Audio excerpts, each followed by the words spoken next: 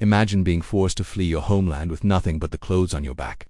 Imagine watching your father die while you're still a boy, and suddenly the weight of survival falls entirely on your young shoulders. Now imagine standing years later as one of the richest men in Asia, shaping industries, employing hundreds of thousands, and proving to the world that poverty is never destiny. This is the story of Li Ka-Shing, the refugee who rose from brokenness to become a billionaire icon. Li Ka-Shing was born in 1928 in Kaohsiung, a small town in southern China. His early life was marked not by luxury, but by hardship. When the Second Sino-Japanese War broke out, his family, like millions of others, was uprooted. They fled to Hong Kong in search of safety. But even in Hong Kong, safety did not equal comfort. His father, a teacher, soon fell gravely ill and passed away. Li was just 15. Imagine the crushing reality. One day, you're a child who should be learning in school, and the next, you're the breadwinner for your entire family. At an age when most teenagers dream of freedom, Li dreamed only of survival. He found work in a factory making plastic flowers, standing long hours in sweltering conditions, earning meager wages. But behind those tired eyes, a quiet fire burned. He refused to accept that his life would always be limited to factory walls. The factory floor became Li's classroom. With every shift, he studied the flow of production, the habits of managers, the mistakes of workers, and the hidden patterns of success. But his life was not easy. He often returned home with aching legs and empty pockets, his family still struggling to make ends meet. There were nights when hopelessness crept in, when the weight of debt, hunger, and grief whispered to him that he was destined for nothing more than struggle. He saw others give up, accept their fate, and remain trapped in cycles of poverty. For a moment, he almost believed the same. But inside, something rebelled. He said to himself, "If I must work for survival, then I will also work for my future. One day, I will not just make plastic flowers. I will build an empire."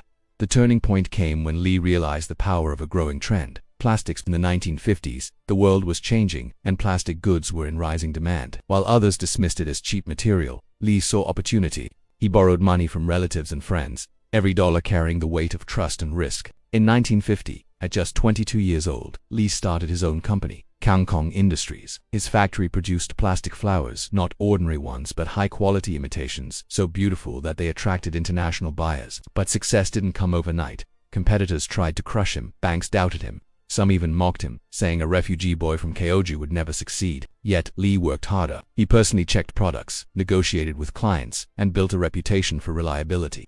His motto became clear: integrity is the foundation of business. Li Ka-Shing reinvested every profit into his company, while others spent lavishly on appearances. He lived frugally, wearing simple clothes and avoiding unnecessary luxuries. He worked 16-hour days, determined to expand.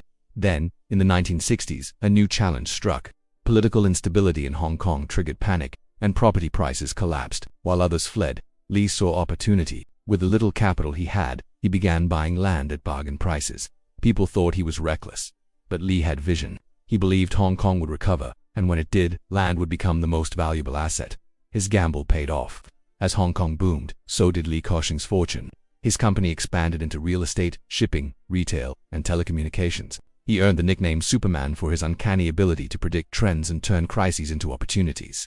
But perhaps the most inspiring part of his climb was not just his wealth but his discipline. He once said, "The key to success is to stay humble and give back." Even as billions flowed into his empire, he remained grounded, avoiding arrogance and investing heavily in education, hospitals, and charities. From a refugee boy working in a plastic factory, Li Ka-Shing rose to become one of the wealthiest men in Asia, with a fortune worth tens of billions. His empire spanned continents, touching industries from ports to mobile phones. But his triumph was not measured only in money. It was measured in the hundreds of thousands of jobs he created, the students he sponsored, and the communities he uplifted. He became a living symbol of resilience, proof that even the harshest beginnings can lead to the brightest destinies. Li Ka-Shing's life screams one timeless truth: never give up.